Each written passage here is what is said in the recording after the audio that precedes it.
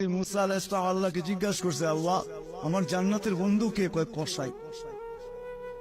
তো আপনি আমার সাথে এমনই করেন, যেটা জিজ্ঞাসা করি সাথে সাথে জবাব দিয়ে দেন। আমি আর কসাই মিল হইল কোথায়? আল্লাহ বলে সিদ্ধান্ত এটাই, ওয়াকাউলুনাল ফাসাল, আমাদের সিদ্ধান্তই সিদ্ধান্ত। আচ্ছা ঠিকানা দেন, যায় দেখি কি আমল করে।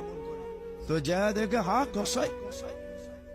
সারাদিন গোস্ত বিক্রি করে যখন বাড়ি যাওয়ার পালা আসছে, তো গোস্তের একটা টুকরাকে নিয়া কিমা বানায়া পুটলার ভিতরে নিয়ে দোকান বন্ধ করতেছে। মুসা আলাইহিস সালাম বলতেছে, তোমার বাড়ি মেহমান হওয়া যাবে? অবশ্যই যাবে, কিন্তু শর্ত আছে, আমি ডাইরেক্ট বাড়ি যাব না, আমার সাথে চলো।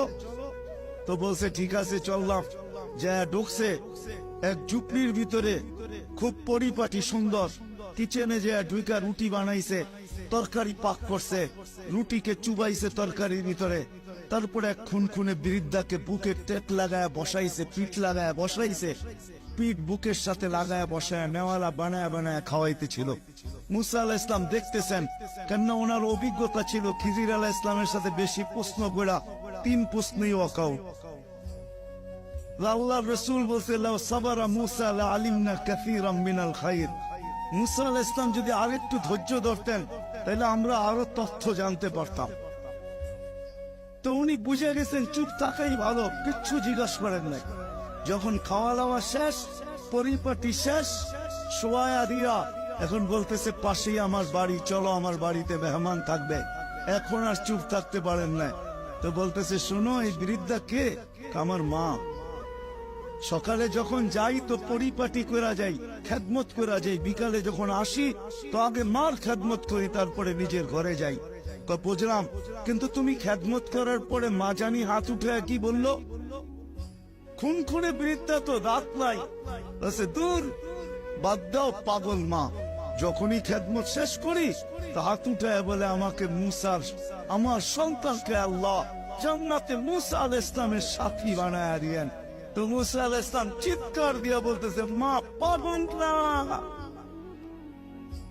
মুসার মেহমান থাকার প্রয়োজন নাই, জানার দরকার ছিল তুই আমার বন্ধু হইনি তো হইনি কি করে, আমার বন্ধু হইনি তো হইনি কি করে। সম্মানিত ভিউয়ার্স, আপনারা নিজেই শুনেছেন এবং নিজ চোখে দেখেছেন, এত সুন্দরভাবে হুজুর বলেছেন, আমার শরীরের রোমগুলো দাঁড়িয়ে গেছে। আল্লাহু আকবার। আল্লাহ পাক রব্বুল আলামিন তাদের এই রকমের কথা বলার জন্য বেশি বেশি সুযোগ দান করে দেন। ওমা তৌফিক ইল্লা বিল্লাহ, ইয়া রাব্বুল আলামিন। আল্লাহ তাদের ইলম শক্তি, আমলি শক্তিকে বাড়িয়ে দেন। আল্লাহুম্মা আমিন। আমার ভিডিওগুলো যদি ভালো লেগে থাকে তাহলে লাইক, শেয়ার এবং কমেন্ট করে পাশে থাকবেন এবং দ্বীনি প্রচারে সহযোগী হবেন ইনশাআল্লাহ। আসসালামু আলাইকুম ওয়া রাহমাতুল্লাহ।